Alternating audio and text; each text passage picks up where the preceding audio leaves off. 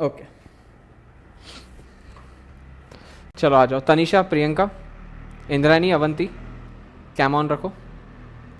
तुम पढ़ रहे हो नहीं पढ़ रहे हो, टाइम पास कर रहे हो, मालूम पढ़ने दो, वरना लेटे लेटे पढ़ोगे, कैसे कैसे पढ़ोगे भगवान ही जाने तुम्हारे।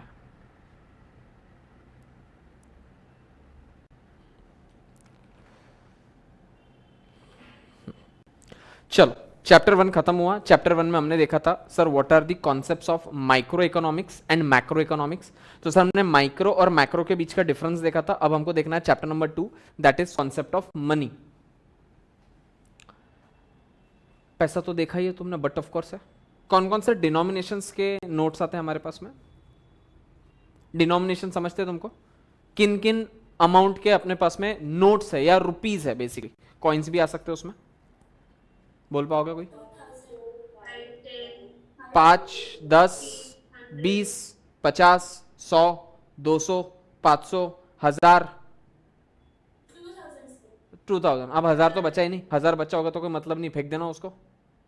ठीक है, तो ये हमारे पास में मनी है। मनी किस चीज के लिए काम आता है? किस चीज के लिए काम आता है? दुनिया उसके वजह से चलती है सर, इसके बिना तो दुनिया नहीं चले, आगे नहीं बढ़े तुम्हारी दुनिया। तो सर बिना पैसों के क्या होने वाला है? सर मुझे एक बात बताना, पैसा तो अभी अभी है। आज से 100 साल पहले, 200 साल पहले, 500 साल पहले ये नोट बनाने वाली कोई मशीन थी क्या हमारे पास? तो उस टाइम पे कोई ट्रांजैक्शंस होते नहीं थे। कैसे? नोट तो अभी आई हमारे पास में। बार्टर सिस्टम, बार्टर सिस्टम बोले तो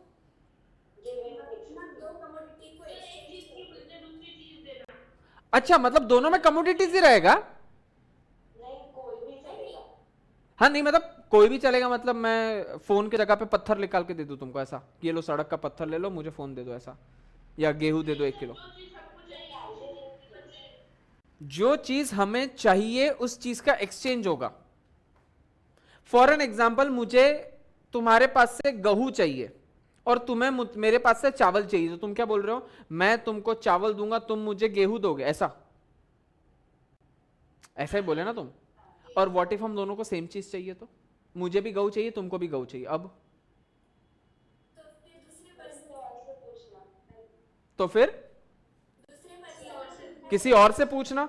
सर यही तो डिफिकल्टी थी बार्टर सिस्टम की, इसीलिए अब बार्टर सिस्टम अलाउड नहीं है। सर क्या इंडिया में आज भी हम बार्टर सिस्टम कर सकते हैं क्या? Is it legal to have a barter system in India? No, सोच के बोलना, मैं अगला क्वेश्चन फायर करूंगा। Is it legal to have barter system in India? तुमने बोला नो सर। मुझे एक बात बताओ, मैं एक नई गाड़ी खरीदने गया, मैंने अपनी पुरानी गाड़ी एक्सचेंज करके नई गाड़ी खरीदी, अब ये तो बार्टर ही हुआ। मैंने कार दिया, कार लिया, अब ये इलीगल है। फिर तुमने तो अभी बोल दिया बार्टर सिस्टम लीगल ना, बार्टर सिस्टम चलता नहीं है, लेकिन ये तो बार्टर ही हुई। कार दिया, कार लिया। सर हमने क्या बोला कि आप गुड्स के बदले में गुड्स नहीं दे सकते हो, लेकिन एक चीज याद रखना, गुड्स के बदले में अगर आपको गुड्स देना भी है, फिर भी आपको पैसा कुछ ना कुछ तो देना ही पड़ेगा, भली 1 रुपया दो। वापस रिपीट कर रहा हूं, गुड्स के बदले में गुड्स देना पड़ेगा, भली आप भली 1 रुपया दो। सर जब भी मैं कोई 10 लाख की गाड़ी खरीदता हूं, उसके बदले में मेरी 5 लाख की कार बेचता हूं, तो बचे हुए 5 लाख तो पैसे देने बचे ही ना मेरे। तो जब आप इन पैसों के बदले में या पैसों के साथ में कोई गुड्स देते हो, तो उसको बार्टर सिस्टम नहीं गिना जाता है। फॉर एन एग्जाम्पल, मैं एक सोने का बिस्किट लेके जाता हूं और सामने वाले को बोलता हूं इसके बदले में मुझे एक कार देना। वो सोने का बिस्किट जो था, इतना बड़ा बिस्किट, वो 10 लाख रुपए का है। सामने वाला बोलेगा मैं ये सोने का बिस्किट ले लेता हूं, बदले में कार दे देता हूं, लेकिन फिर भी आप एक काम करो, मुझे 100 रुपए का या 1 रुपए का चेक दो। मतलब अब ये हमारा बार्टर नहीं बचा। मैंने ये नहीं बोला कि पूरे के पूरे 10 लाख कैश में होने चाहिए, बैंक में होने चाहिए, डेबिट कार्ड से होने चाहिए, क्रेडिट कार्ड से होने चाहिए, पेटीएम से होना चाहिए, गूगल पे से होना चाहिए, भीम से होना चाहिए। मैंने ये बात ही नहीं किया कि आपको कितना पैसा देना पड़ेगा, बट पैसा होना जरूरी है। सर ऐसा कोई सिस्टम प्रैक्टिकली पॉसिबल होती है क्या? यस। एक ट्रेड है जो इंडिया में हाईली रिकॉग्नाइज्ड है, उसको बोला जाता है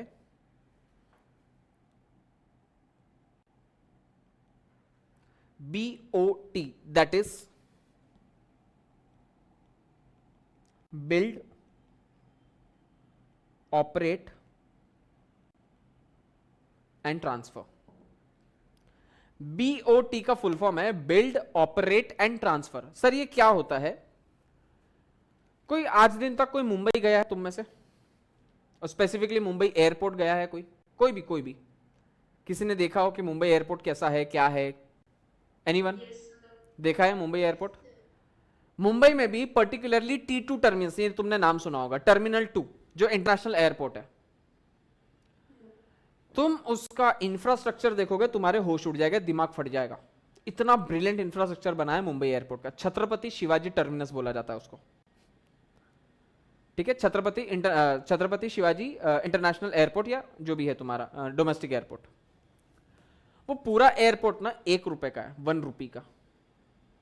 उसकी कॉस्टिंग मतलब उसको खरीदा गया है 1 रुपए में। सर सुबह सुबह 11 बजे 1 रुपए के एयरपोर्ट की बातें कर रहे हो? सुबह सुबह कोई ये टाइम होता है? सर नींबू चख के आया करो, उतर जाती है उससे। वैसा नहीं। कैसा है ना, वो जो एयरपोर्ट है वो गवर्नमेंट का नहीं है, वो एयरपोर्ट जो है वो जीवीके कॉरपोरेशन का है। जीवीके कॉरपोरेशन का। ये जीवीके कॉरपोरेशन को तुमको तुम्हारे लिए एक बात करता हूं, फॉर एन एग्जांपल, तुमको एक अपने पास में अभी बेलोरा का एक प्लॉट है जहां पे हेलीपैड है अपने अमरावती में, बेलोरा का हेलीपैड अगर किसी ने देखा होगा तो। सपोज तुमको वहां पे एरोड्रम बनाना है, तुमको एयरपोर्ट बनाना है, तुम खुद से बनाने की कोशिश कर रहे हो। तुमको क्या क्या करना पड़ेगा? सबसे पहले जमीन खरीदो। एयरपोर्ट के लिए ऐसे 2 बाय 2 की स्क्वायर फीट की जगह चालू हो जाती क्या? एकड़ में जमीन खरीदनी पड़ेगी। अरे भाई वो एरोप्लेन है, तुम्हारी साइकिल नहीं कि 2 पैडल मारे चले आगे। उसको रनवे चाहिए रहेगा टेक ऑफ करने के लिए, उसको लैंड होने के लिए रहेगा। अच्छा पार्किंग करने के लिए तुम्हारे गैराज जैसा है क्या? 2 पार्किंग घुसा दिया उसको अंदर, उसको अपनी स्पेस लगने वाली है। प्लस आने जाने के लिए कन्वेनर बेल्ट्स, बड़ा सा लॉबी, रेस्टोरेंट्स, लॉन्जेस, वहां पे शॉपिंग के लिए अलग अलग चीजें। तुम समझ रहे हो उसकी कितनी बड़ी एरिया होगी? आज के टाइम पे घर खरीदना इजी है, जमीन खरीदना मुश्किल है। जमीन के भाव सोच सकते हो तुम कितने भयंकर होंगे उसके। अगर तुमको एक एयरपोर्ट बनाना है तो तुमको सिर्फ जमीन में कम से कम 1500 से 1700 करोड़ रुपए इन्वेस्ट करने पड़ेंगे। है क्या तुम्हारी जेब में? है 1500 रुपए भी है अपने जेब में अभी फिलहाल? तो 1500 रुपए नहीं है और हम 1500 करोड़ की पहले तो सिर्फ जमीन खरीदेंगे, उसके ऊपर कंस्ट्रक्शन अलग। कंस्ट्रक्शन में मोटा मोटी 200-400 करोड़ चले जाएंगे। 2000 करोड़ तो ठुक गए तुम्हारे अभी की अभी। सिर्फ बिल्डिंग बना के हो जाएगा क्या? लाइसेंस भी तो लेना पड़ेगा चलाने का, मॉल्स बनाने पड़ेंगे, वहां पे बूथ्स बनाने पड़ेंगे, स्टाफ एम्प्लॉय करना पड़ेगा, पानी का प्याऊ बनाना पड़ेगा, उसको मेंटेन करना पड़ेगा, क्लीनलीनेस। अरे भाई घर में 2 दिन काम वाली बाई नहीं आ जाती है तो मेरी माँ को और तुम्हारी माँ को देखो कैसे त्राई त्राई करती है। अपनी इज्जत है क्या घर में? अपनी इज्जत नहीं, बाई की इज्जत है। खाना जल्दी खा ले बेटा, क्यों? क्योंकि बाई आ जाएगी। तेरे को भूख लगी इसके लिए नहीं कि बाई आके चले जाएगी, फिर बर्तन कौन धोएगा? हाँ या ना? तो अपने से अपना 2000 स्क्वायर फीट का घर मेंटेन नहीं होता है, वो कितने एकड़ में फैली हुई जमीन है वो मेंटेन करने के लिए स्टाफ लगेगा। ये सब मिला के अगर तुम प्रोजेक्ट कॉस्ट निकालो ना तो कम से कम 3 से 4000 करोड़ रुपए का इन्वेस्टमेंट है तुम्हारे पास 4000 करोड़ रुपए? मुश्किल है सर। 4000 करोड़ तो पॉसिबल ही नहीं है, क्योंकि 4000 में से 1700 करोड़ तो सिर्फ जमीन के भाव है। तो यहां पे गवर्नमेंट क्या सोचती है? अच्छा पहले तो एक बात बताओ, गवर्नमेंट की कोई भी बनाई हुई कंपनी ज्यादा successful in the sense well maintained है या प्राइवेट कंपनीज वेल मेंटेन्ड होती है? तुम कहां जाना पसंद करोगे, एसबीआई में या कोटक महिंद्रा में? क्योंकि एसबीआई में जाओगे वो तो बोल देंगे लंच टाइम में बाद में आना। उनको हाईली पेड पेंशन से हाईली पेड पगार है, उनको पैसों का कोई जरूरत ही नहीं है। गवर्नमेंट एम्प्लॉयज का एकदम मजे होते हैं, खाने मिलता है वो अलग। तो सर गवर्नमेंट क्या बोलता है, मुझसे एक एयरपोर्ट बनाना और उसको मेंटेन करना पॉसिबल नहीं है। मैं काम करता हूं, मैं जीवीके कॉर्पोरेशन को बुलाता हूं, जीवीके कॉर्पोरेशन को बोलता हूं जीवीके कॉर्पोरेशन ये तेरे को जो जमीन है वो मैं फ्री में देता हूं, तो तुझे 1700 करोड़ रुपए इन्वेस्ट करने की नीड नहीं। गवर्नमेंट के पास में बहुत जमीनें पड़ी है, but of course sir government के पास से जमीन कहां से आई? तो याद रखना जब हमारा इंडिपेंडेंस हुआ 1947 में, जब भारत आजाद हुआ तब लैंड के लिए कोई रेगुलेशंस नहीं थे और उस टाइम पे खेती करने वाले ज्यादा लोग नहीं थे, क्योंकि तब तक क्या होता था, हम जो भी खेती करते थे वो अंग्रेज लेके चले जाते थे। लगान देखी है, अगर तुम मैच हारोगे तो हमें 3 गुना लगान देना पड़ेगा, क्योंकि उस टाइम पे यही होता था। हम जो बनाते थे, हम जो फसल उगाते थे, हमें वो ब्रिटिशर्स को दे देना पड़ता था। तो जैसे ही ब्रिटिशर्स गए 1947 में, अब हमको समझ ही नहीं आया कि हम खेती करें तो खरे कैसे, और खेती नहीं करोगे। और उस टाइम पे इंडिया बिखर चुका था, पहले तो इंडिया पाकिस्तान का बंटवारा अलग हुआ था, तो इंडिया बिखर चुका था ऑल टुगेदर। तब गवर्नमेंट ने एक स्कीम निकाली, सुनना ध्यान से, ये तुमको कोई बुक में नहीं मिलेगा, तुम्हारे पापा को पूछना, दादाजी को पूछना, बेसिकली पापा से भी ज्यादा दादाजी को पूछना, वो बताएंगे। उस टाइम पे गवर्नमेंट ने एक स्कीम निकाली। गवर्नमेंट ने बोला तुम्हारे सामने जो जमीन पड़ी है, जो भी तुम जहां पर भी देख रहे हो, तुमको जितनी जमीन चाहिए तुम्हारी, कोई भी कॉमन इंसान को बोल दिया, जैसे मैं हूं या तुम्हारे दादाजी है, तुम्हारे दादाजी कुछ भी तो बिजनेस करते होंगे, खेती करते होंगे, जो भी करते होंगे, तुम्हारे दादाजी को बोल दिया तुमको जो जमीन अच्छी लग रही है वो जमीन ले लो, उसको फेंसिंग लगा दो कि भाई इतना टुकड़ा मेरा, ठीक है। अब इसके ऊपर एक शर्त पे तुमको हम देंगे, और तुमको इसका कोई पैसा मेरे को देना नहीं है, शर्त एक है, इस पे करना तुमको खेती पड़ेगा, और तुम्हारे खेती का एक पर्टिकुलर पोर्शन तुमको हमको बेचना पड़ेगा, ठीक है। तो उस टाइम पे लोगों ने क्या किया, 1 एकड़, 2 एकड़, 15 एकड़, 20 एकड़ ऐसे फेंसिंग लगा दिए, बोले आज से ये जमीन मेरी, क्योंकि जमीन तो अपने पापा की थी सबकी, क्योंकि ब्रिटिशर्स छोड़ के गए थे, अब जो जमीन है वो हमारी इंडियंस की है, सारे लोगों ने कर लिया। और उस टाइम पे पॉपुलेशन एक्सप्लोजन भी नहीं था, बहुत लिमिटेड पॉपुलेशन था हमारे पास में। तो गवर्नमेंट ने उस टाइम पे भयंकर अपने पास में जमीन लेके रखी हुई थी। अब गवर्नमेंट क्या बोलता है, गवर्नमेंट उस जीवीके कॉर्पोरेशन को बोलता है, जीवीके कॉर्पोरेशन तुझे मैं ये 1 एकड़ से तो कुछ नहीं होता, 10 एकड़, 100 एकड़, 200 एकड़ की जमीन तुझे दिया, तुझे इसके लिए 1700 करोड़ रुपए इन्वेस्ट करने की कोई नीड नहीं है। कंडीशन एक है, इसके ऊपर तू बिल्डिंग बनाएगा, इसके ऊपर तू प्रॉपर एयरपोर्ट बनाएगा, इसके ऊपर तू लाइसेंस हमसे लेगा, और इसको तू ऑपरेट करेगा। बिल्ड किसने किया, जीवीके कॉर्पोरेशन ने। ऑपरेट कौन करेगा, जीवीके कॉर्पोरेशन। सर तो ऑपरेट करने में मैं फीस कितनी रखूं, मैं इनकम कितनी रखूं। अरे तुम अगर कोई एयरपोर्ट पे गए होंगे तो तुमको पता होगा कि एयरपोर्ट पे तुम ज्यादा देर तक गाड़ी रोककर खड़े नहीं रह सकते हो, एक टाइम के बाद में आपको हर मिनट का 500 रुपीज पे करना पड़ता है। तो अब ये 500 रखूं, 400 रखूं, 1000 रखूं, 2000 रखूं, गवर्नमेंट बोलता है मुझे इससे कोई लेना देना नहीं, तेरे को जो प्राइसिंग रखना है तू रख। तूने वहां पे एक जगह सपोज मैकडॉनल्ड्स को दिया है, सबवे को दिया है, पिज्जा को दिया है, डोमिनोज को दिया है, उससे कितना रेंट तेरे को लेना है वो तू जाने, तेरा काम जाने, मेरे को कोई लेने देना नहीं है। तुझे तेरी कॉस्ट जल्दी रिकवर करनी है तो तू ज्यादा अमाउंट रख, तुझे तेरी कॉस्ट लेट तक चलेगी तू थोड़ा कम प्राइस रख, तेरे ऊपर है। तू ये ऑपरेशन अगले 99 ईयर्स तक करेगा, हम बीच में दखल अंदाजी करेंगे नहीं, और 99 ईयर्स के बाद में तू हमको ये ट्रांसफर कर देगा, पूरा की पूरा एयरपोर्ट तू उठा के हमको ट्रांसफर कर देगा 1 रुपए में। सर 1 रुपए काय के लिए भीख का ले रहे साले, 2-3 हजार करोड़ का इन्वेस्टमेंट है और 1 करोड़, कुछ ना कुछ होना चाहिए वरना बार्टर सिस्टम हो जाएगा, और barter system is not allowed. This concept is known as BOT, that is build, मैंने किया, ऑपरेट मैंने किया, होने के बाद मैं ट्रांसफर भी मैं उसको कर दूंगा। तो सर सच में क्या 1 रुपए वाली सिस्टम आज भी होती है? Definitely yes. सर ये 1 रुपए की चीज कहां से शुरू हुई थी? ये बेसिकली गवर्नमेंट से शुरू हुई थी, और आज हम उसको शगुन मानते हैं। 101 रुपए, 111 रुपए, एक सालों तुम 111 देने में क्या मौत आई तुमको?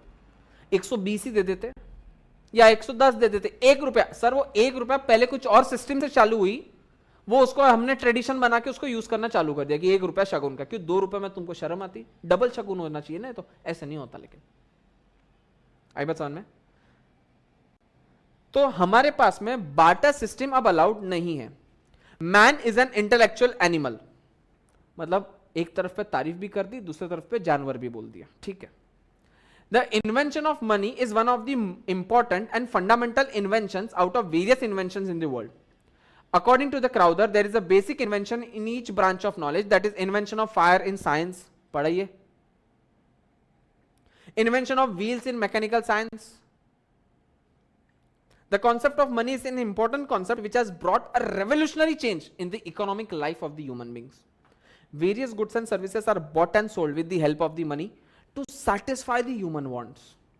Modern economy is dependent on money. आज बिना पैसे के तुम क्या कर सकते हो? पैसा अलग अलग फॉर्म में तुम्हारे पास हो सकता है। सर मेरे पास में हार्ड कैश नहीं है, लेकिन मेरे पास में गूगल पे में पैसा पड़ा है, मेरे पास में पेटीएम में पैसा पड़ा है। अरे पैसा तो है ना, भले उसको दिखता नहीं हो तुमको, पैसा तो पैसा है। ऐसी थोड़ी गाना बनाए, पैसा पैसा करती है कि पैसे पे तू मरती है, बिना पैसे के तू क्या करेगी, बिना पैसे के तू मर जाएगी। तो पैसा तो इंपॉर्टेंट है ही है, ये बात तो सीधी सी है। Modern economy is dependent on the money. Money which is in circulation today was created to reduce the difficulties in the barter system. Sir, what were the difficulties in barter system? पहला question आएगा, what are the difficulties in the barter system? सबसे पहले problem of double coincidence of want. मुझे भी गेहूं चाहिए, उसे भी गेहूं चाहिए, मुझे भी चावल चाहिए, उसे भी चावल चाहिए, दोनों के वांट्स कोइंसाइड हो रहे। Second, lack of common measure of value. आज हम गिन सकते हैं 1 kilo aloo is not equal to 1 kilo kanda. दोनों के वजन भले 1 किलो के, बट रेट दोनों के सेम है क्या? एक टाइम पे तुमको पता होगा कि कांदे के भाव आसमान छू गए थे। वो इंस्टाग्राम पे तो कितने मीम्स बनने लग गए कि वो दूल्हे को पहले नोट का वो क्या बोलते हैं, हार पहनाते, उसके जगह कांदे का हार पहनाने लग गए। दहेज में पैसा नहीं, कांदे मांगने लग गए। अरे मीम्स, तुम्हारी जिंदगी तो इंस्टाग्राम पे जाती है रे, तुम क्यों झूठ बोलते हो मेरे से? रील स्वाइप कर करके तो तुम्हारी जिंदगी दिन जाता है। तो ऐसा ही होता है ना सर। इसमें दिक्कत यह है कि बार्टर सिस्टम में आप मेजर नहीं कर सकते हो कॉमन वैल्यू को। 1 किलो है, बट दोनों का वैल्यूएशन में बहुत बड़ा फर्क है ना। तुम वेट से वैल्यूएशन नहीं लगा सकते ना।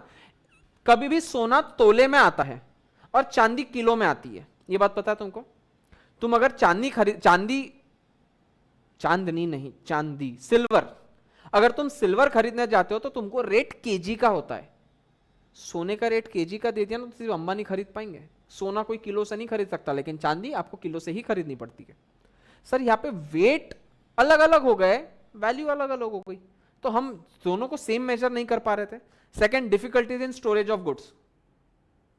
पहले के घर छोटे छोटे से, मैं एक सपोज उस टाइम पे फॉर एन एग्जांपल, एक गाय या एक भैंस 1 लाख रुपए की आती है, आज भी शायद 1 लाख रुपए की आती है। सपोज उस टाइम पे 1 लाख रुपए की कोई गाय या भैंस आती थी, उसके लिए सामने वाला 100 किलो शक्कर देने के लिए रेडी है। हम दो, हमारे 25 तो ऑलरेडी हमारे इस घर में रह रहे हैं, 100 किलो शक्कर का रखूं? आज पैसा 1 लाख रुपए तुम जेब में लेके घूम सकते हो, बैंक के लॉकर में रख सकते हो। 100 किलो शक्कर तुमको रखने बोलते हो, तुम्हारे घर में जगह है क्या 100 किलो शक्कर रखने के लिए? पॉसिबल नहीं है। तो बार्टर सिस्टम में स्टोरेज का डिफिकल्टी आता था, क्योंकि वहां पे गुड्स का स्टोरेज रखना जरूरी था। इनडिविजिबिलिटी ऑफ सर्टेन गुड्स, कभी कभी आप गुड्स को डिवाइड नहीं कर पाते थे। जैसे शक्कर के बदले में गन्ना देना पड़ता था। जब गन्ना लेते हो तो गन्ने का वेट भले ही ज्यादा होगा, लेकिन उसमें क्रक्स तो कम होगा, क्योंकि ऊपर कचरा नीचे कचरा। तरबूज, वाटरमेलन, तुम वजन से 1 किलो तरबूज दे दोगे, बट फायदा क्या? उसके अंदर का इंपॉर्टेंट तो उतना सा ही हिस्सा है ना। वजन तो अननेसेसरीली बढ़ा दिया उस चीज को, उसको तुम डिवाइड नहीं कर पाते थे ना। अब किसी ने कोई तरबूज दिया तो क्या तरबूज काट के बेचोगे क्या उसको? पॉसिबल नहीं है ना वो चीज तो। और लास्ट में problem of making deferred payments.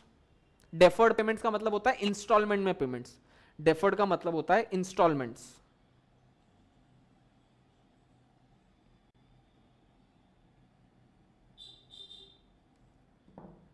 सोचो ना, उस टाइम पे भी पढ़ाई लिखाई कोई तो करता होगा, तो इन रिटर्न फीस लेता होगा, पैसा लेता होगा। उस टाइम पे पैसा नहीं था, कुछ और लेता होगा। फॉर एन एग्जांपल, आज अगर मैं तुमसे फीस लेता हूं तो तुम फीस इंस्टॉलमेंट में पे कर सकते हो, सीधी सी बात है। लेकिन अगर इसके जगह पे तुम्हारे पास अगर अपना पैसे का कॉन्सेप्ट आता ही नहीं इकोनॉमिक्स में, आज भी हम बार्टर सिस्टम में ही रहते, और तुम मुझे भैंस देने की बात करते, 3 हिस्सों में भैंस कैसे देते रहे तुम मेरे को? सर पहले हम आपको मुंडी वाला हिस्सा देंगे, फिर जो बीच वाला हिस्सा है वो देंगे, और पूंछ वाला हिस्सा सबसे आखिरी वाले एक्स में देंगे। सर पॉसिबल है क्या उसमें इंस्टॉलमेंट? पैसे में तो इंस्टॉलमेंट पॉसिबल है ना। 30,000 है तो आप 10 10 10 कर दो, 5 5 5 5 के 6 कर दो, 6 6 6 के 5 कर दो, 15 15 के 2 कर दो, 20 1 का 1 कर दो, 2 कर दो। सर ये पॉसिबल है। भैंस और बकरियां कैसे दूं मैं तुमको? पॉसिबल ही नहीं था। तो ये सारी डिफिकल्टीज थी in the form of barter system. तो what were the difficulties in the barter system? सबसे पहला क्या था sir? Double coincidence of wants. Second, lack of common measure of value. Third, difficulty in storage of goods. Fourth, indivisibility. And fifth, deferred payments. वो deferred है, लिखते लिखते कभी duffer मत लिख के आ जाना, कृपया करके हाथ जोड़ता हूं तुमसे, मेरे को तुम पे कभी कभी डाउट आता है। डफर पेमेंट लिख के मत आ जाना, स्पेलिंग सही से लिख के आना। तो सर ये 5 डिफिकल्टीज होती थी बार्टर सिस्टम के अंदर, हाथों हाथ अभी के अभी लर्न करके चाहिए मुझे फास्ट।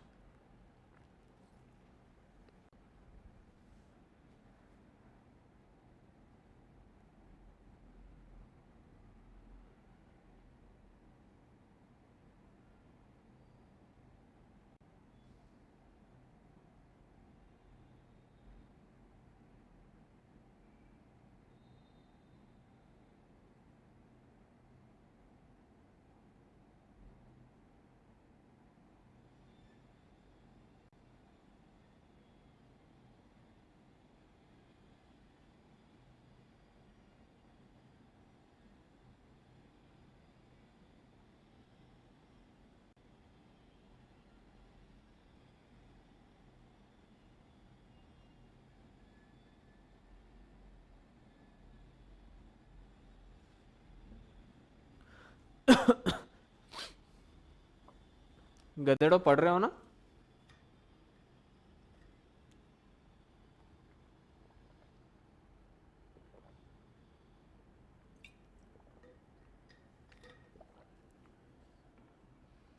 चलो आ जाओ। तनिषा बोल पाएगी difficulties in barter system? What were the difficulties in the barter system? Double coincidence of wants. Avanti second point. Second मतलब कोई भी रैंडमली, ऐसा कोई सीक्वेंस नहीं चाहिए मुझे। Storage of goods, okay. Indrani third. Indrani क्या क्या क्या? इंडिविजिबिलिटी बोली तू? ओके इंडिविजिबिलिटी। मानस फोर्थ। ना ना I can not here you. Problem of making deferred payment. Problem of making deferred payment, okay. Priyanka last.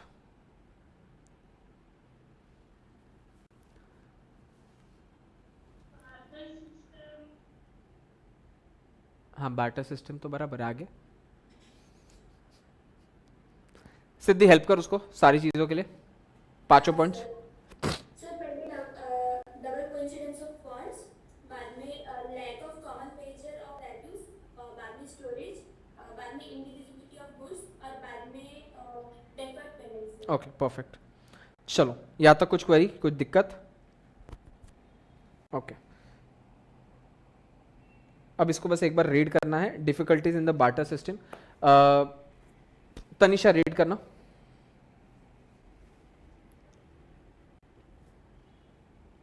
Lack of double coincidence of funds was one of the major limitations of barter system. For instance, person A has clothes and he wants rice in exchange of person B has rice, but he does not want cloth in exchange. In this case, exchange between A and B would not be take place as their wants do not coincidence with each other. Clear है? Okay second Kamakshi. Yes, sir. Lack of common measure of value while exchanging goods for goods, there was no unit of determine the value of a commodity. For example, it was difficult to compare 2 liters of milk with 2 kilograms of rice. Possible नहीं था मेरे लिए ये चीज, ठीक है। Third Avanti. Yes, sir. Difficulties in storage of goods. It is necessary to store goods for future consumption. Sometimes due to perishable nature of certain goods, it was difficult to store them for future. Perishable commodities like milk, eggs, fish, vegetables, etc. were difficult to store. Difficulties were also experienced due to lack of space required to store heavy and bulky goods. Okay perishable का मतलब क्या होता है? वो जो जल्दी खराब हो जाता है, सड़ जाती है, ठीक है, that is decay. The word is decay, जो जल्दी डीके हो जाती है। Okay Priyanka fourth. Yes, sir. Invisibility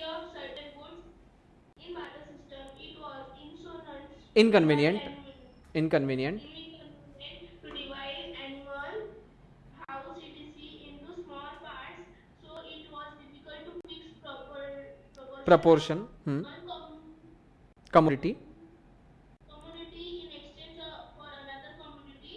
Example, individual A has a sack of Sack of wheat it. and Sack he बोले तो, bought the sack बोले तो बोरा. सर उसको नीड है बोरा नहीं नहीं, बोरा बोरा. सैक मीन्स बोरा. एक गेहूं का बोरा था उसके पास में. ओके. यस सर हाँ. And he want the good in goat in exchange बकरी चाहिए उसको उसके बदले में. अच्छा. individually B has a goat and he want only half a sack of देख लो, चोट्टे को आधा ही बोरी चाहिए, तो अब बकरी आधी देगा क्या वो उसको? in this situation exchange between the two people commodities is impossible due to individual Indivisible nature of goat. For it being a live stock. जिंदा है वो स्टॉक. सिंस वो जिंदा है तुम इसको हाफ में डिवाइड तो कर ही नहीं पाओगे, तो ये तुम्हारा इंडिविजिबल हो जाता है. And last, problem of making deferred payments. Indrayani read कर पाएगी?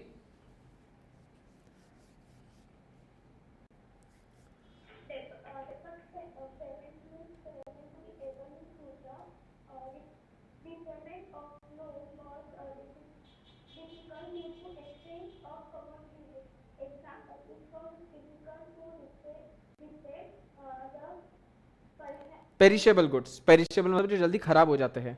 Goods in the same condition in future. मैं अभी के लिए तुमसे अनाज लेके जाता हूँ, यही तुमको मैं वापस ला के दे दूंगा, ये तो पॉसिबल ही नहीं है ना. लेकिन अभी तुम मेरे से 10 लाख रुपए लेके चले जाओगे और बाद में मेरे को 10 लाख ला के दे दोगे तो मुझे चल जाएगा, भले नोट नंबर चेंज भी हो. अरे मैं नोट नंबर कोई और नंबर की लेके गया था, ला के दिया कोई और नंबर की, तुमको कोई दिक्कत है क्या इससे? तुम मुझे अगर फीस दोगे तो मैंने क्या बोलना चाहिए? नहीं नहीं, मेरे को तो सब एक जैसे नोट नंबर चाहिए. एक जैसी मतलब सीरीज वाली चाहिए, मैं अलग अलग नोट नंबर नहीं लूंगा. ऐसा पॉसिबल है क्या? लेकिन अगर मैं तुमको ये चीज देता हूँ, ये उधारी देता हूँ, ये मेरे पास में एक माउस है, मैं ये तुमको देता हूँ कि तुमने मेरे पास में आया, बोले कि सर मुझे माउस का काम है, प्लीज आपका माउस दे दो. मैंने तुमको ये माउस दे दिया, तो 4 दिन बाद में तुम मुझे दूसरा माउस लाके दोगे तो मैं एक्सेप्ट करूंगा. भाई जो चीज मैंने तेरे को दिया वही चीज मेरे को लाके दे. पहले भी ऐसे ही होता था, गेहूं लेके जाते थे, इस बदले में गेहूं लाके देते थे, लेकिन जो लेके जाके दिए वही लेके आएगा ऐसा जरूरी नहीं है, क्योंकि गेहूं तब तक तो सड़ चुका होगा. लॉजिकल है बात? चलो, अब इवोल्यूशन ऑफ मनी.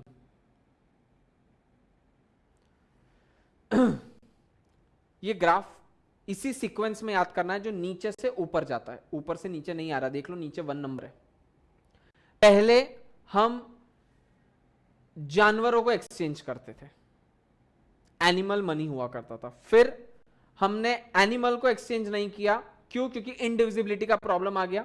हमको आधी चीज देते नहीं आने लगे, तो हमने कमोडिटी को किया. कमोडिटी तो आधी दे सकते हैं, 1 किलो की जगह 500 ग्राम दो, 1000 किलो की जगह 500 किलो दो, तो हमने कमोडिटी एक्सचेंज किया. कमोडिटी भी एक्सचेंज हो रहा था, लेकिन हमको यह समझ नहीं आ रहा था कि 1 किलो चावल और 1 किलो गेहूं सेम रेट के है क्या. फिर हम लाया मेटालिक मनी. मेटालिक मनी, पहले नोट आती थी बड़ी बड़ी लोखंड की. इतना बड़ा लोखंड का कोई मेटालिक मनी मैं लेके घूमूंगा, करेंसी लेके घूमूंगा, तो मैं लेके कहां जाऊंगा? पता चला जाना मेरे को 10 मिनट दूर था और लेके गया मैं इतने सारे हाथ में पत्थर लेके, तो पॉसिबल नहीं. तो हमने उस नोट को, उस मेटालिक मनी को कट करके छोटे छोटे से कॉइन्स बनाए, ताकि हम उसको जेब में भर के भी लेके जा सके. आया मेटालिक कॉइन्स, जो आज भी हम यूज करते हैं. मेटालिक कॉइन्स तुमने मोहनजोदारो वगैरह के टाइम पे सब वो मूवीज वगैरह में देखा होगा. हड़प्पन पीरियड्स वगैरह में वो सब ऐसे कॉइन्स वगैरह होते थे, ब्रास कॉपर के, सोने की मुद्राएं वगैरह होती थी. ठीक है, तो वो सब होता था.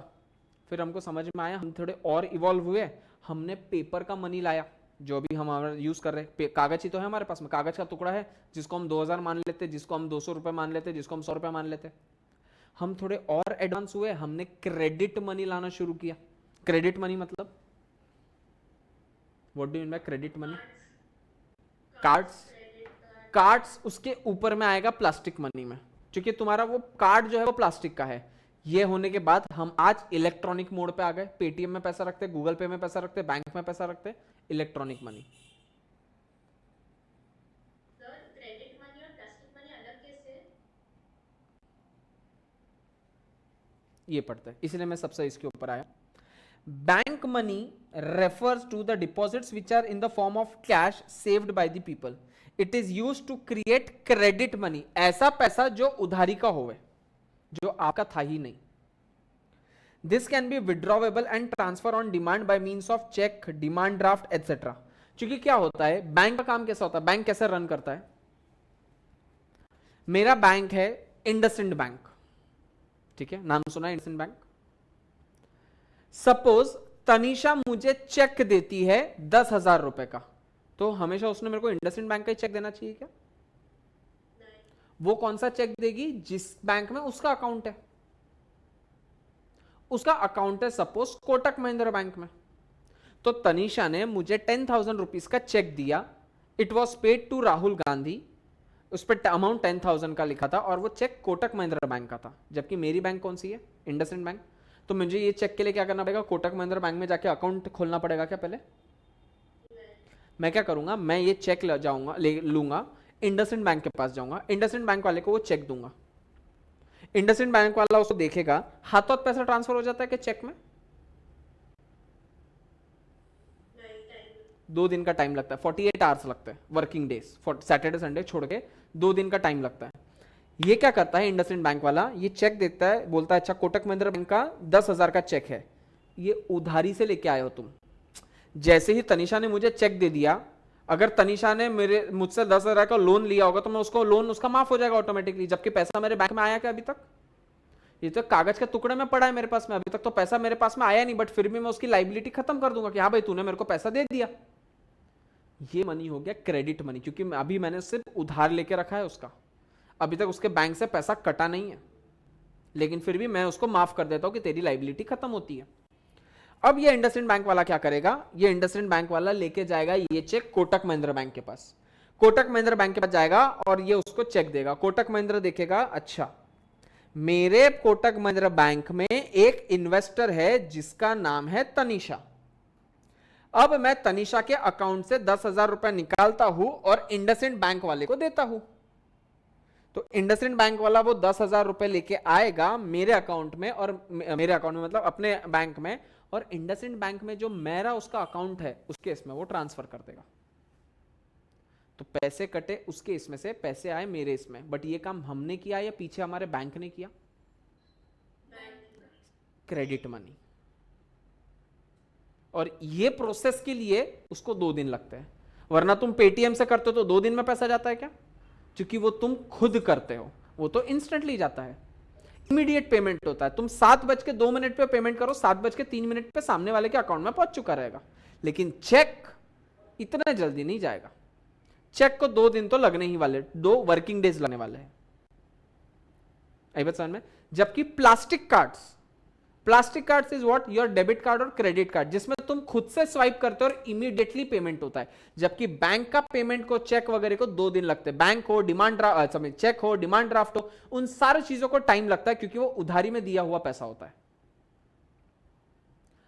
केस 2 समझ लो ना, बैंक का. मैं बैंक में जाता हूं, मुझे मेरे अकाउंट में 50,000 रुपए डिपॉजिट करना है या 2 लाख रुपए डिपॉजिट करना है. तो 2,000 रुपीज की एक नोट है. एक बंडल कितने नोटों का होता है? 100. तो 2,000 रुपीज के मेरे पास में 100 नोट्स हुए, तो कितने रुपीज हुए मेरे इसमें? 2 लाख. कैसे किया कैलकुलेट? सर 2,000 का 2,000 लिख लो, आगे इसके 2 जीरो लगा दो, तो 2 लाख रुपए हो गए. तो मैं ये जो एकदम पिंक कलर का बंडल है, वो पिंक कलर का बंडल लेके जाता हूं, इंडसइंड बैंक वाले को देता हूं, वो उसको गिनता है कर अपने मशीन में, अपनी मशीन में गिन के वो कुछ तो भी पंच करता है अपने टाइप इस पे कीबोर्ड पे. अगले 5 मिनट में आपको बैंक में मैसेज आ जाता है, your account has been credited with ₹2 lakh. है या ना? Yes, sir. अरे बट पैसा तो वो सामने पड़ा है मेरा. मैंने जो नोट दी वो तो मेरे सामने, आंखों के सामने वो पीछे पड़ी है, तो मेरे अकाउंट में पैसा आया कैसे? जब पैसा वहां पे पड़ा है तो मेरे अकाउंट में पैसा डाला किसने? सर वो उधारी का मनी है. बैंक ने क्या किया, वो नोट अपने पास में ले लिया और तुम्हारे अकाउंट में 2 लाख रुपए की छूट डाल दी, क्योंकि वो पैसा तो दिखता ही नहीं है, वो तो सिर्फ एक फिगर है. जैसे ही आपके बैंक में वो फिगर आ गई, इट्स लाइक तुम्हारा बैंक अकाउंट ओपन हो गया वो फिगर को खर्चा करने के लिए, जबकि पैसा अभी भी तुम्हारे आंखों के सामने पड़ा है। कल जाके चोरी होती है और वो 2 लाख का बंडल कोई उठा के लेके जाता है, तुम्हारे अकाउंट से पैसे कटेंगे क्या? तुम्हारे अकाउंट में तो पैसे आ गए, जबकि पैसे का बंडल तो आज भी वहीं पे पड़ा है। This is credit money. आई बात समझ में? क्रेडिट का मतलब होता है उधार। फाइनेंशियल टर्म्स में क्रेडिट का मतलब होता है उधार। तुम कोई भी दुकान पे जाओगे, वहां पे लिखा रहेगा goods will not be given on credit. हम माल उधारी में नहीं बेचने वाले हैं। क्रेडिट का मतलब होता है उधार। ये बात याद रहेगी। तो इवोल्यूशन ऑफ मनी कैसे हुआ था? इवोल्यूशन ऑफ मनी इस तरीके से हुआ था। सबसे पहले हमने शुरू किया था एनिमल से। एनिमल से हमको दिक्कत आने लग गई इंडिविजिबिलिटी की, तो हमने लाए कमोडिटीज एक्सचेंज करना। कमोडिटी एक्सचेंज करने में दिक्कत ये आ गई कि हम उसको ये नहीं समझ पा रहे थे 1 किलो कैसे करें, तो हमने मेटालिक करेंसी लाई। इतनी बड़ी बड़ी ईंटें लाई, ईंटें ट्रांसफर करते करते हम मर गए, तो हमने उसी मेटालिक के कॉइन्स लाए। मेटालिक कॉइन्स के बाद में हमको समझ में आया कि मेटालिक कॉइन्स एक लिमिट तक ही यूज कर सकते हो। तुम मुझे फीस दोगे तो क्या 10-10 रुपए की 10-10 रुपए के कॉइन्स दोगे तो कितने कॉइन देने पड़ेंगे तुमको? तो बोले सर ये तो पॉसिबल नहीं है, कॉइन्स अलग नोट अलग। तो हमने लाया पेपर करेंसी। पेपर करेंसी आई तो पेपर करेंसी जैसे आई, बैंक जैसे खुले क्रेडिट मनी इवॉल्व हुआ।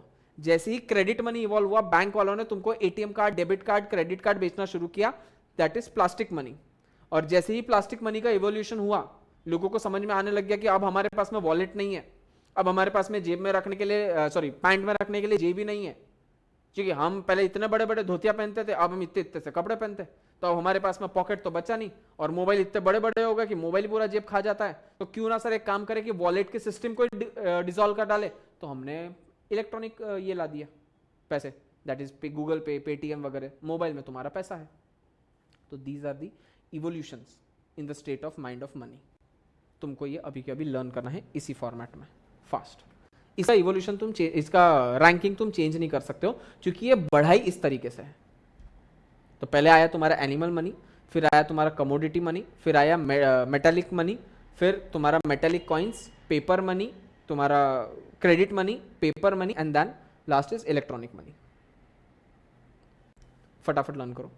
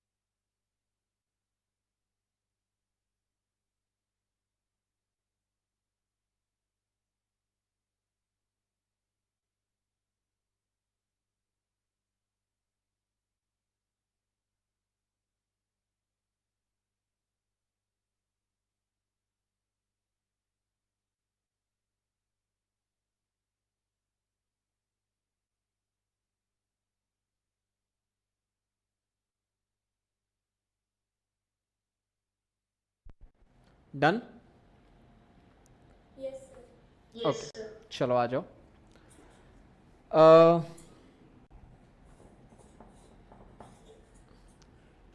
रेडमी 9 प्राइम में नाम भूल गया। रेडमी हाँ सर। नाम भूल गया मैं। खुशी, Poonam. Poonam, Poonam, right. Poonam, difficulties in barter system.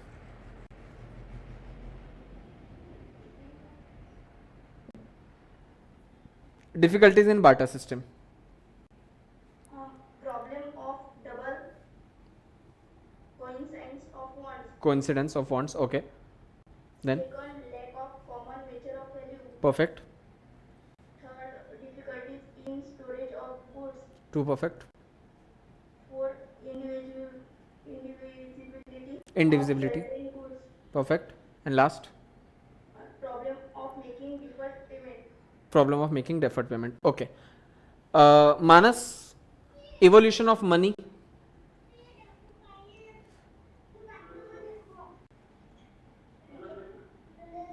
सबसे बेस पे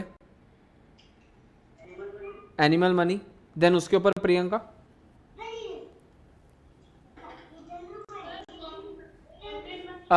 पूनम पूनम म्यूट करना, तेरा पीछे से कुछ बैकग्राउंड डिस्टॉर्शन है. पूनम पूनम म्यूट करना.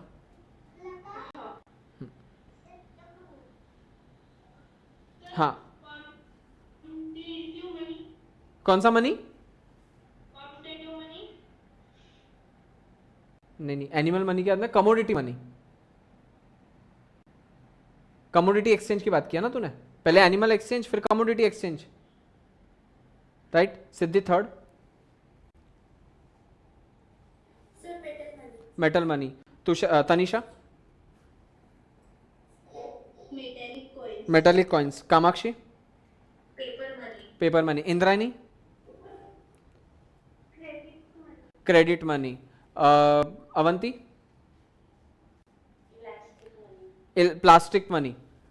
सिद्धि सारे पॉइंट्स. सर सबसे पहले मनी, बाद में कमोडिटी मनी, फिर मेटल मनी, फिर metallic coins, paper money, credit money, plastic money और फिर electronic. Okay. Avanti, problems in barter system. Double coincidence of want, indivisibility of goods, deferred payment, storage of goods, common measure of value. Perfect. चलो, यहाँ तक कोई दिक्कत नहीं. पक्का. Animal money मैं नहीं पढ़ाऊंगा. कमोडिटी मनी टाइम पास नहीं करेंगे. मेटालिक मनी से चालू करते हैं. कामाक्षी रीड करना. Metallic money. Metallic money. Metallic money used durable metals such as gold, silver, copper, aluminium, nickel, etc. However, scarcity of precious metals and lack of uniformity in metallic pieces gave rise to the use of metallic coins. ठीक है, इसके use वगैरह proper नहीं थे, क्यों? ये बहुत precious metal थे, इनका स्कैरसिटी बहुत ज़्यादा था, इसके लिए हम मेटालिक कॉइन्स के ऊपर आए. Okay. Indrani, metallic coins.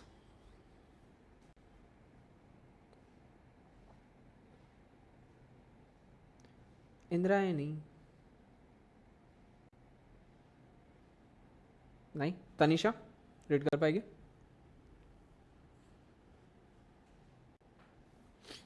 In ancient times, ruler kingdoms used small pieces of metals and affixed their seals on them.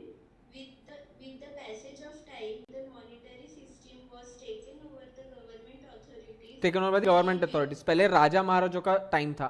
आज कोई ऐसा राज कर सकता है, कोई किंग और क्वीन हो सकता है कि हम इंग्लैंड में बैठे क्या, जहाँ पे क्वीन एलिजाबेथ हो हमारे पास? सर, अब हम गवर्नमेंट से रन करते हैं, क्योंकि अब हम डेमोक्रेटिक नेशन में रहते हैं रादर देन फेडरल नेशन में रहते हैं. ठीक है. Okay. Continue. Coins can be classified as under.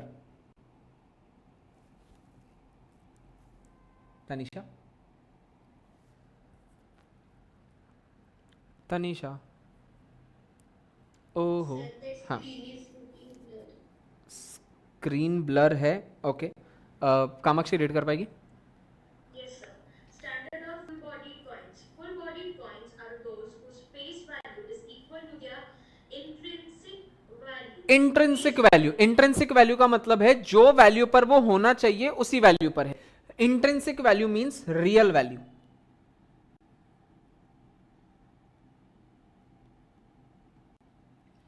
For an example,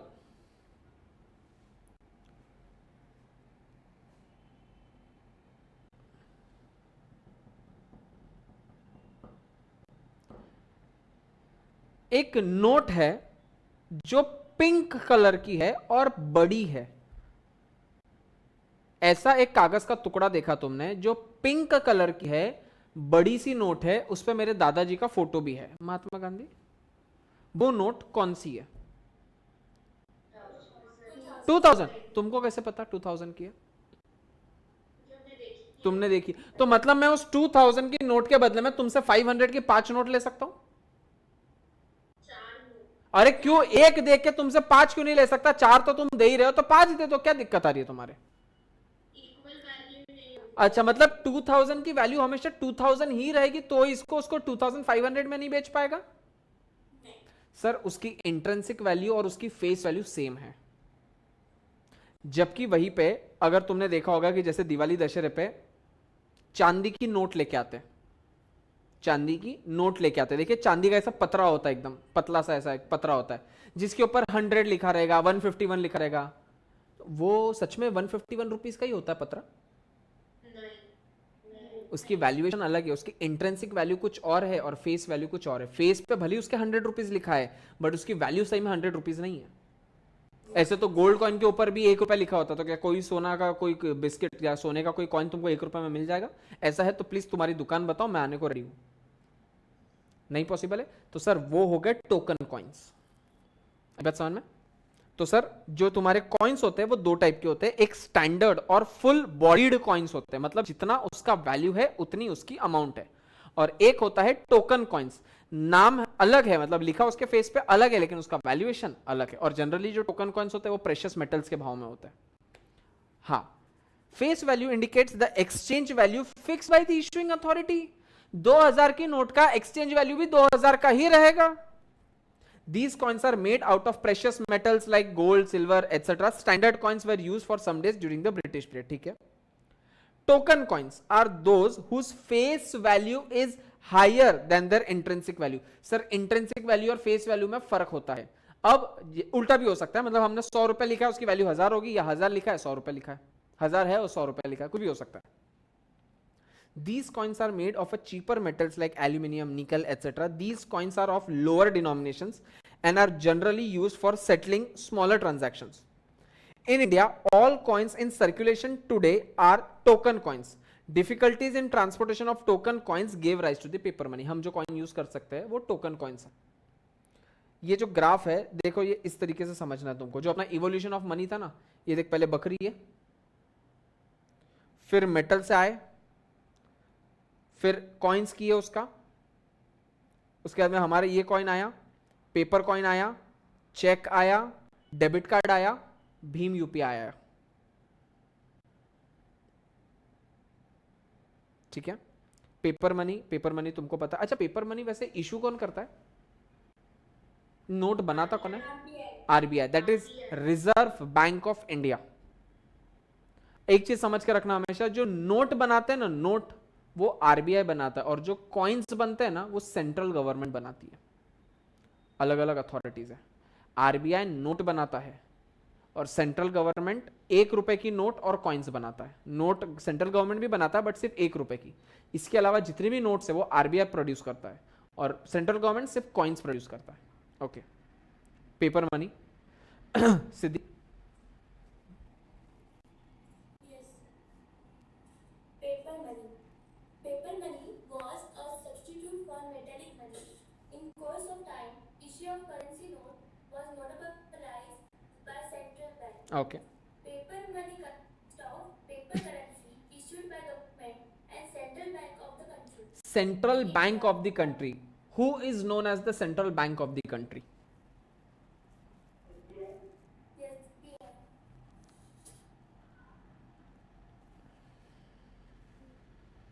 central bank of India is RBI. SBI तो गवर्नमेंट बैंक है सिर्फ, it is not central bank. Central bank मतलब सारे बैंकों का बाप आरबीआई।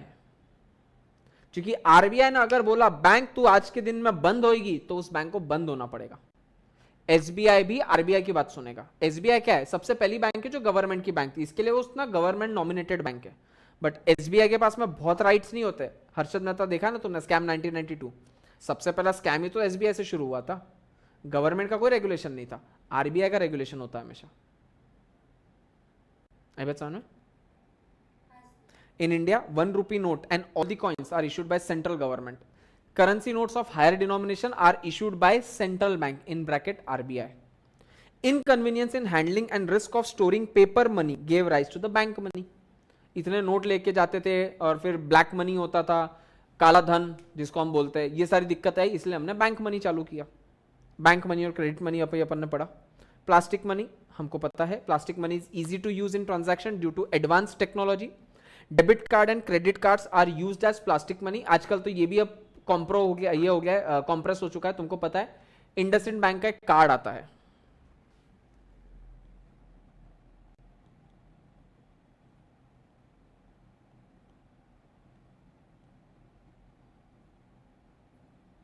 सपोज ये डेबिट कार्ड है उसका, आई मीन प्लास्टिक कार्ड है, यहां पे लिखा है इंडसइंड बैंक, यहां पे एक चिप लगी है और यहां पे एक चिप लगी है.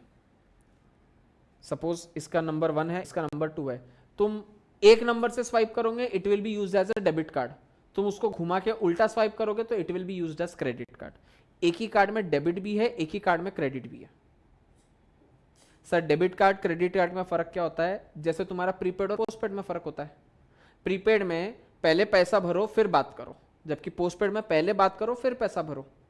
तो डेबिट कार्ड में पहले बैंक में पैसा भरो फिर स्वाइप करो, क्रेडिट कार्ड में पहले स्वाइप करो, मंथ के आखिरी में पे करो. आई बात समझ में? तो अब ये प्लास्टिक कार्ड हम और इवॉल्व कर रहे हैं उसको. And last is electronic money.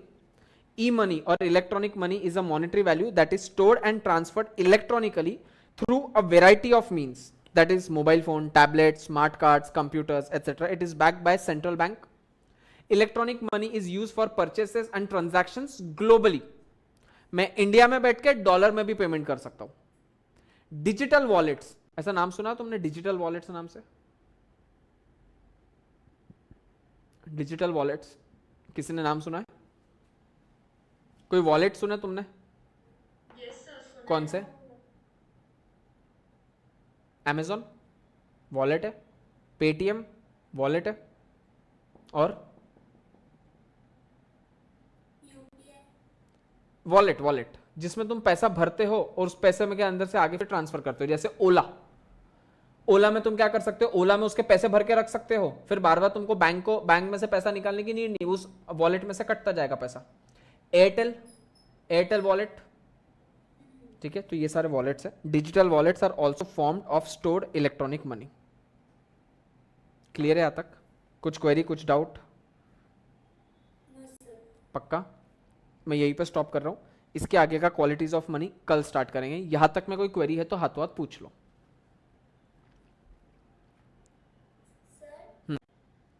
तो हर्षद मेहता का स्कैम ऐसा हुआ,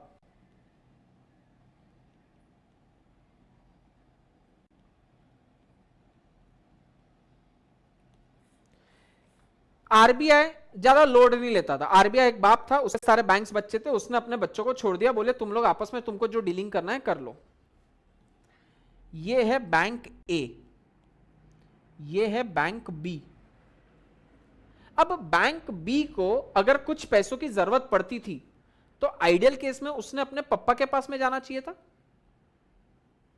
बट पापा पहले ज्यादा दिमाग नहीं लगाते थे. पापा बोलते थे तुम दोनों आपस में देखते बैठो. तो बैंक बी बोलता था बैंक ए को, बैंक ए तेरे पास में थोड़ा एक्स्ट्रा पैसा है क्या यार प्लीज? तो बैंक ए बोलता था कितना चाहिए? बोले मुझे 100 करोड़ रुपया चाहिए. बैंक ए बोलता था ठीक है मेरे पास में एक्स्ट्रा पैसा पड़ा है, तू मुझसे ब्याज पे ले ले. तो बैंक ए बैंक बी को 100 करोड़ रुपए दे देना चाहिए था आइडियली. 100 करोड़ रुपए ले ले तू, 100 करोड़ रुपए कहीं पे जिसको भी तेरे को देना है उसको 100 करोड़ दे दे, जब तेरे को पैसे आ जाएंगे तब मुझे वापस लाके दे देना तूने. Matter solve. लेकिन उस टाइम पे पप्पा बोलते हैं तुम दोनों बच्चों आपस में डीलिंग करोगे तो मेरे को रिपोर्ट कौन करेगा? तुम कभी कितना पैसा ले रहे हो, कितना पैसा दे रहे हो, मेरे को कभी समझेगा ही नहीं, मेरे पीठ पीछे काम चलेगा. तो तुमको ये जो भी ट्रांजैक्शन करना है ना, ये एक स्टॉक ब्रोकर के थ्रू करना पड़ेगा. मतलब ये जो 100 करोड़ का डीलिंग है ये तुम आपस में नहीं कर सकते हो. ये रिक्वेस्ट करेगा इस स्टॉक ब्रोकर को, ये स्टॉक ब्रोकर जाएगा बैंक ए के पास, ये बैंक ए से स्टॉक ब्रोकर 100 करोड़ रुपए का चेक लाएगा और ये स्टॉक ब्रोकर बैंक बी को 100 करोड़ का चेक दे देगा. बराबर? इससे जो हमने चेक लाया और इसको जो चेक दिया इसके बीच में 14 डेज का गैप होता था पहले। मतलब सपोज बैंक ए सिद्धि है, बैंक बी अवंती है। अवंती को सिद्धि से पैसे चाहिए थे, लेकिन मेरे थ्रू लेने पड़ेंगे उसको, मैं एक ब्रोकर हूं। मैं सिद्धि के पास जाता हूं, सिद्धि मुझे 100 करोड़ का चेक लिख कर देती है। मेरे नाम का है क्या वो चेक? आइडियली उसके नाम का होना चाहिए था, बट चेक वो एक्चुअली मेरे नाम का देती है। तो वो मैं चेक मेरे पास में लेके रखता हूं। अब आइडियली ये चेक मेरा है क्या? ये पैसे मेरे है क्या? मैंने ये चेक किसको दे देना चाहिए? बैंक बी को, मतलब अवंती को दे देना चाहिए। लेकिन मेरे पास में 14 डेज का टाइम होता है कि मैं 14 दिन तक ये पैसा मेरे ही बैंक में पड़ा रहेगा। मतलब मैं एक छोटा सा इंसान हूं जिसके बैंक में 1500-2000 रुपए पड़े होते हैं, लेकिन जैसे ही ये चेक मैं मेरे बैंक में डालूंगा, अब मेरे बैंक में कितना पैसा पड़ा है? 100 करोड़ रुपया। अब और ये मेरे को पेमेंट कब करना है? बैंक बी को, अवंती को पेमेंट कब करना है मेरे को? 14 दिन के बाद। मतलब 14 दिन तक इस पैसे को कैसे यूज करना है वो मेरे ऊपर है। मैं क्या करता था ना, ये 100 करोड़ रुपया लेके सीधा शेयर मार्केट में ठोक डालता था। तुम बताओ, एक इंसान ने अगर एक दिन में एक शेयर के 100 करोड़ रुपए ठोके और 1 रुपए का एक शेयर होगा, मतलब मैंने एक दिन में 100 करोड़ शेयर्स ले लिए, पूरे मार्केट में न्यूज नहीं फैल जाएगी? जैसे ही वो न्यूज फैलेगी, डिमांड होना शुरू। मैंने 1 रुपए का जो शेयर लिया था, 14 दिन में वो 14 दिन या 12 दिन बाद में वो 1 रुपए का शेयर 5 रुपए पे पहुंच जाता है। तुमको लगेगा 1 का 5 पहुंचा, क्या फर्क पड़ा? लेकिन मेरे 100 करोड़ का 5 गुना हो गया ना, 500 करोड़ हो गया ना। मैं क्या करूंगा? 12वें दिन पे 500 करोड़ के शेयर्स बेच दूंगा, बैंक में अपने 500 करोड़ लेके आ जाऊंगा। 14 दिन बाद मैं अवंती को जाऊंगा, उसको कितने पैसे देने मेरे को? मैं 100 करोड़ दे दूंगा। बीच के 400 करोड़ किसका प्रॉफिट हुआ? पैसे मेरे थे क्या? मैंने तो सिर्फ एक बबल क्रिएट किया। और अब देखना दिमाग कैसा लगाता था वो। बेसिक इकोनॉमिक्स में हमेशा एक ही चीज बोलता हूं, जब सप्लाई कम और डिमांड ज्यादा तो प्राइस क्या होती है? शूट हो जाती है, बढ़ जाती है। लेकिन वहीं पे अगर डिमांड ही नहीं है और सप्लाई किए जा रहा हूं तो डिमांड क्या हो प्राइस क्या हो जाएगी? गिर जाएगी। तो मैंने 12वें दिन पे मेरे सारे शेयर्स बेच डाले एक दिन में। अब जो लोग डिमांड कर रहे थे 1, बेचने वाले हैं 10। अब प्राइस क्या होगी उसकी? तो जो लोग मेरा देखा देखी इन्वेस्ट कर रहे थे, 5 रुपए पे उन्होंने इन्वेस्ट किया ये सोच के कि और भागेगा, ऊपर भागेगा क्या? वो तो नीचे गिर गया, क्योंकि मैंने मेरा पैसा पूरा उठा लिया। अब जैसे ही वो शेयर वापस 1 रुपए पे आया, किसी और बैंक को किसी और बैंक की जरूरत थी, मैं फिर से पैसा लाया, फिर से उसमें डाला, फिर 500 करोड़ कमाए, बाहर आ गया, छोड़ दिया, खत्म। उस टाइम पे हर्षद मेहता के पास में 15,000 स्क्वायर फीट का फ्लैट था मुंबई में, सी फेस पे, वर्ली सी फेस पे, जिसका कुल वैल्यूएशन आज के रेट में 2700 करोड़ रुपए होता है। आज की वैल्यूएशन में, उस टाइम की वैल्यूएशन में नहीं। उसकी लाइफ एक सेलिब्रिटी से कम नहीं थी। तो इस तरीके से वो क्या करता था, एक बैंक का पैसा। अच्छा, अब उसमें हुआ क्या कि जैसे ये टेक्निक बाहर आई तो ऐसे बहुत सारे लोग अलर्ट हो गए। तो बहुत सारे लोग, जिसको बेयर कार्टल बोला जाता है, बेयर लोग, बुल, तुमने शेयर मार्केट में हमेशा देखा होगा, बुल हमेशा ऊपर के तरफ होता है, उसको बुल ट्रेंड बोलते हैं। और बेयर मतलब नीचे के तरफ जाता है, रेड मार्केट हो जाता है तो उसको बोलते हैं बेयर मार्केट हो गया। अपन मार्केट देखते हैं ना क्लास के अंदर, अपन ने बहुत सी बार मार्केट देखा। जैसे आज, चलो तुमको पूछ लेता हूं भाई, कोरोना के केसेस बहुत कम हुए, मार्केट क्या होना चाहिए, बुल या बेयर?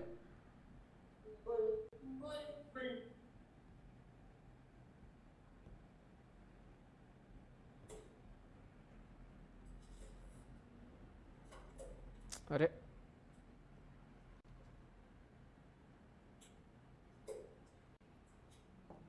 आगे ग्रीन, बुल मार्केट है आज। तो जो बेयर कार्टल थे, कार्टल मतलब बेयर ग्रुप वाले जो लोग थे, इस बात को, वो इस चालाकी को, इस लबाड़पने को समझ गए, तो वो उसको नीचे खींचने की तरफ आ गए। तो जो शेयर ऊपर भागना चाहिए था, जो 1 रुपए का शेयर 5 रुपए पे पहुंचना चाहिए था, वो 1 रुपए का शेयर 70 पैसे पे पहुंच जाता था। अब मेरे को एक बात बताओ, 12वें दिन पे मैं बेचूंगा क्या उसको? क्योंकि मेरे 100 करोड़ का वैल्यूएशन तो 70 करोड़ पे आ गया, जबकि मेरे को देना उसको 100 करोड़ देना पड़ेगा। अब मेरे पास में पैसे है क्या देने के लिए 100 करोड़?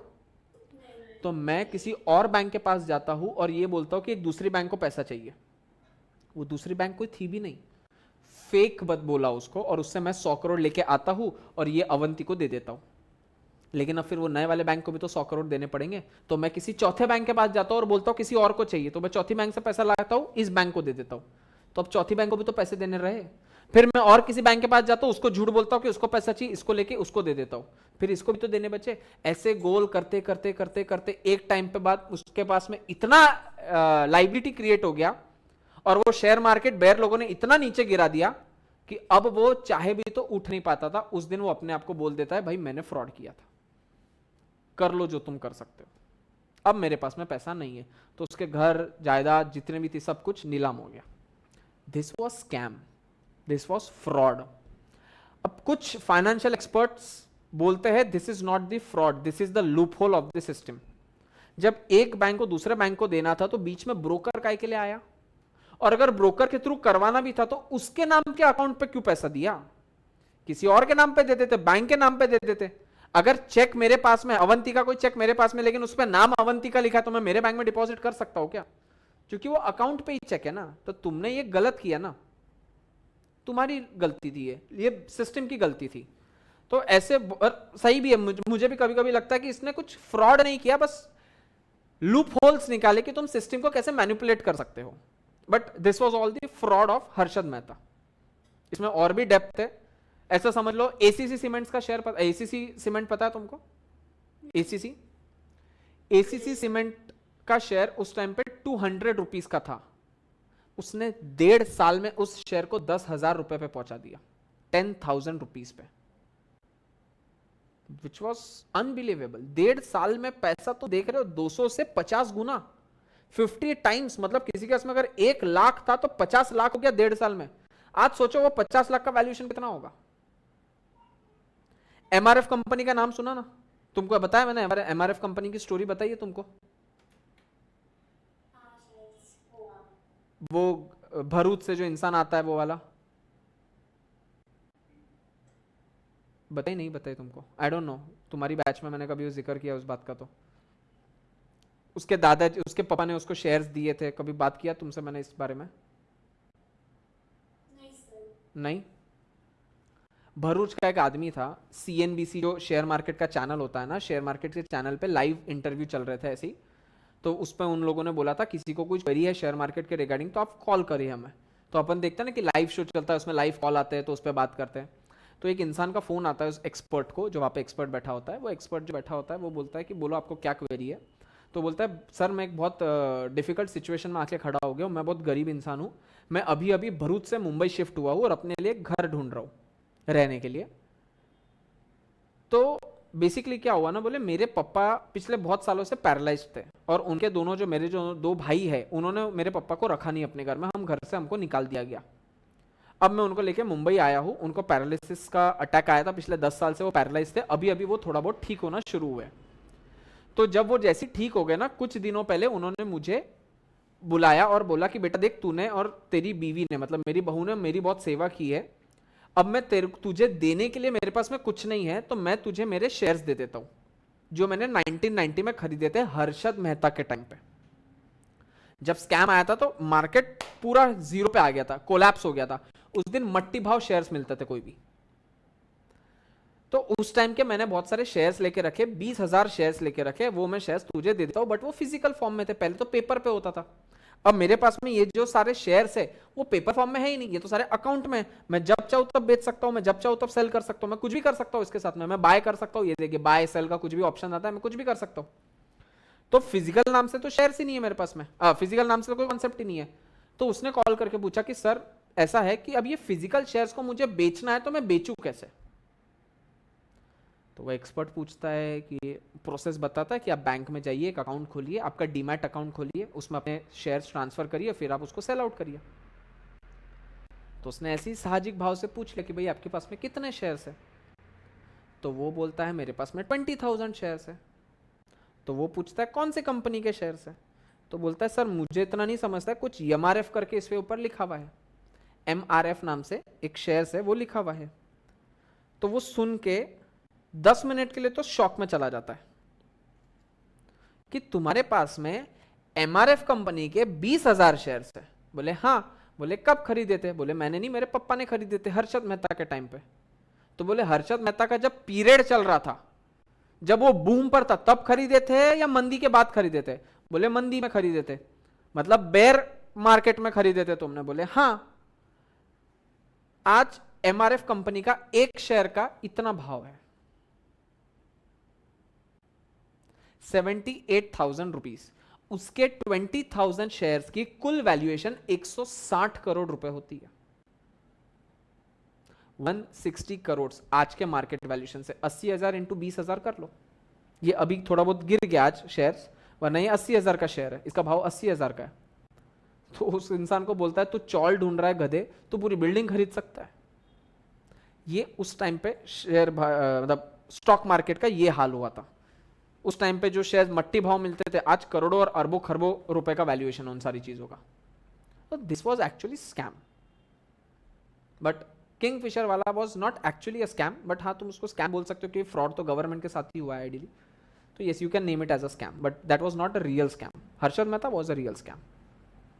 सर जो हर्षद मेहता करता था, तो आरबीआई को पता नहीं चलता था क्या? आरबीआई को पता चलता था, लेकिन आरबीआई के पास में उस टाइम पे कोई रूल्स रेगुलेशंस नहीं थे इसके बारे में, कोई एक्ट नहीं बनी थी उस टाइम पे। उसके बाद में जब हर्षद मेहता का जब कांड हुआ, उसके बाद में हमारे पास एक एक्ट आई, जिसको एक अथॉरिटी आई, जिसका नाम है SEBI, सेबी। ये नाम सुना तुमने? That is securities exchange board of India. और टू योर सरप्राइज, उसकी ये देखोगे अगर तुम कि सेबी एक्ट का ईयर कौन सा था, तो सेबी एक्ट देखो कब आई थी, 1992, जब हर्षद मेहता का स्कैम हुआ था। हर्षद मेहता का स्कैम हुआ इसलिए हमारे पास में सेबी आया। हर्षद मेहता का स्कैम नहीं होता तो हमारे पास में सेबी भी नहीं आता। हमारे पास में रूल्स रेगुलेशन से नहीं थे ना कोई, क्योंकि उसके 25 साल 40 साल पहले से हमारे ऊपर ब्रिटिशर्स राज करते थे, हमको अक्ल ही नहीं थी कैसे कंट्री चलाते। तो हम आपस में हिंदू मुस्लिम राइट्स में बिजी थे, हमको ये समझा नहीं कंट्री कैसे रन करते। हमारे पास में कोई रूल्स रेगुलेशन नॉर्म नहीं थे, समझ रहा था सबको गलत है। लॉ नहीं है तो तुम पकड़ोगे कौन से बेसिस पे? तो पहले उन्होंने लॉ बनाया और फिर उसको पकड़ा, ऐसा। और जब वो लोन लेता था एक दूसरे बैंक से पहले बैंक को देने के लिए, तो दूसरा बैंक पूछता नहीं था कुछ? परफेक्ट। दूसरा वाला जो बैंक है ना, वो उससे एक लिखित एक रिक्वेस्ट लेता था कि बता कौन सी बैंक पैसा मांग रही है। उसको बैंक रिसीट्स बोला जाता था, बैंक रिसीट, BR। ये भाई साहब बैंक रिसीट खुद के घर पे छापते थे फर्जी बैंक के नाम से, कि ये बैंक फेक BRs बनाता था वो। क्योंकि पहले को पता भी नहीं चलता था। फेक और ओरिजिनल को पहले तुम नहीं, वो बैंक का तो पता चलने का सवाल ही नहीं है ना। मैं निशा नांगलिया नाम से मैं कामाक्षी नांगलिया नाम से तेरे नाम पे मैं इंदिरानी से अगर उधारी ले लेता हूं तो तेरे को कैसे पता चलेगा? देने वाली इंदिरानी, लेने वाला मैं, तू आई नहीं ना बीच में। मतलब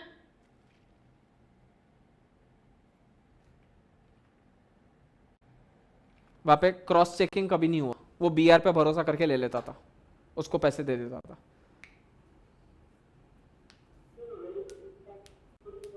मानस तेरी आवाज नहीं आ रही, थोड़ा नजदीक माइक लेके बोल।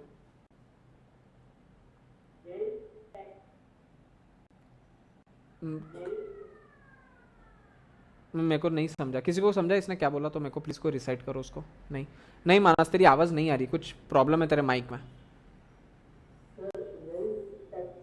वेल्थ टैक्स, वेल्थ टैक्स बोल रहा है तू? हाँ, वेल्थ टैक्स का क्या, कि वेल्थ टैक्स क्या होता है?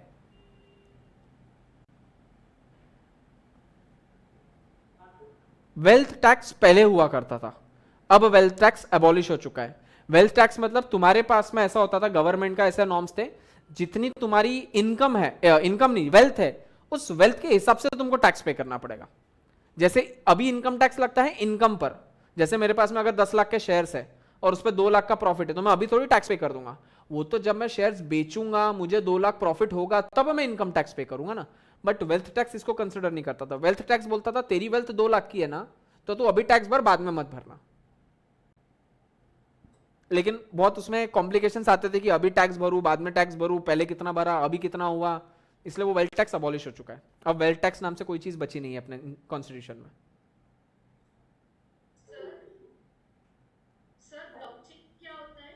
क्या क्या होता है? ब्लॉकचेन, ब्लॉकचेन ब्लॉकचेन, ब्लॉकचेन एक क्या बोल सकते हैं इसको, ब्लॉकचेन सिस्टम होती है। अब इसमें ब्लॉकचेन बहुत बड़ी कॉन्सेप्ट है। ब्लॉकचेन तो किस रेफरेंस में बोल रही है वो बता।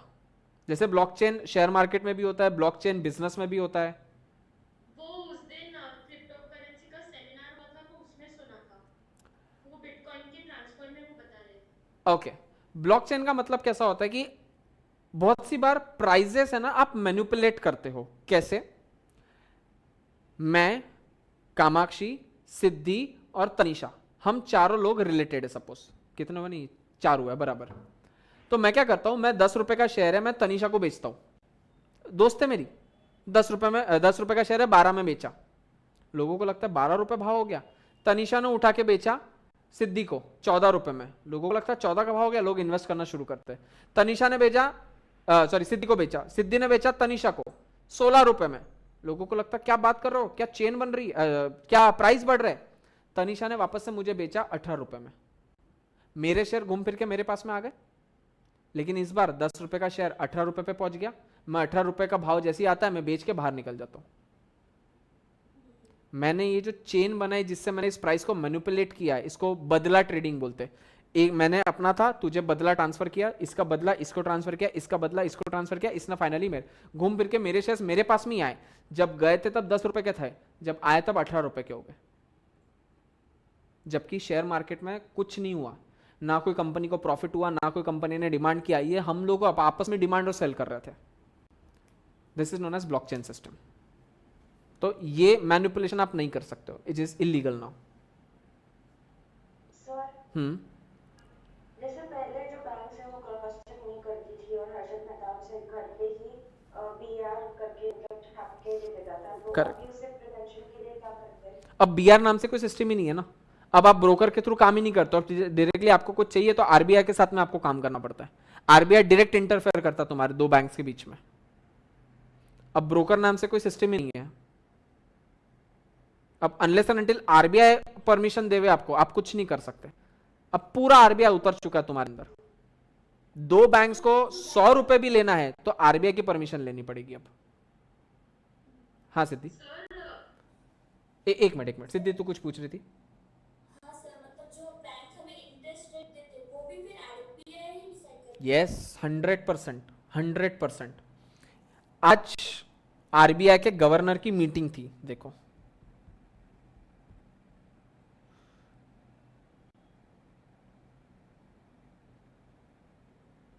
देख रहे हो, RBI unveils measures for individuals, small business, MSMEs, that is micro small and medium enterprises. MSME का मतलब होता है micro small and medium enterprises, to deal with कोविड-19। देख 16 मिनट पहले का न्यूज है, मतलब ये आज की न्यूज है। इसने, आरबीआई के गवर्नर ने बैंक्स को बहुत अच्छी चीजें दिया है कि आप लोगों को हेल्प करो, मतलब बैंक्स को फायदा दिया है। तो मैंने तुमको जो अभी बताया था कि जो आज मार्केट पॉजिटिव है, वो देखो कौन सा इंडेक्स है।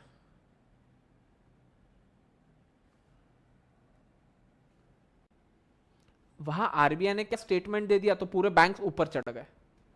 आज सारे बैंक्स पॉजिटिव हो गए। और जब बैंक पॉजिटिव है इसका मतलब ये नहीं कि कोई नेगेटिव नहीं है। अगर तुम मेरा पोर्टफोलियो देखोगे, कोई दूसरा शेयर्स देखोगे तो तुमको रेड कलर भी दिख रहा होगा। तो ऐसा नहीं है कि बैंक पॉजिटिव है तो सभी पॉजिटिव हो गए। बैंकिंग के जितने सेक्टर्स होंगे वो सारे पॉजिटिव हो गए, लेकिन जो दूसरी कंपनी है वो नेगेटिव भी हो सकती है। देख ले, ये सारे नेगेटिव। मेरा तो लॉस है इन शॉर्ट। देख मेरा अभी भी रेड में ही खड़ा है बैंक, क्योंकि मेरे बैंक था ही नहीं मेरे इसमें। सिर्फ बैंक बढ़ेगा आज, बैंक निफ्टी बढ़ा है आज, ऐसा।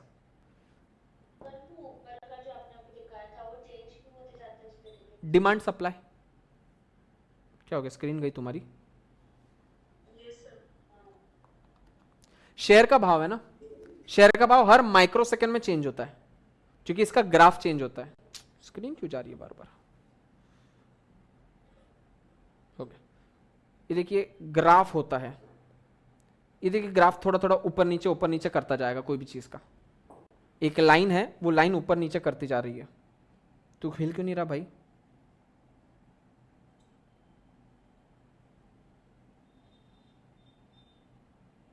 ये इंडेक्स जो है ना, यहाँ पे जो नंबर दिख रहा है, अगर तुम उसको देखोगे ना तो देखो 602, 604 चेंज होते जाता है। ये ग्राफ ऊपर नीचे जाता है। तुम कोई भी, चलो ना तुम ऐसे देख लो,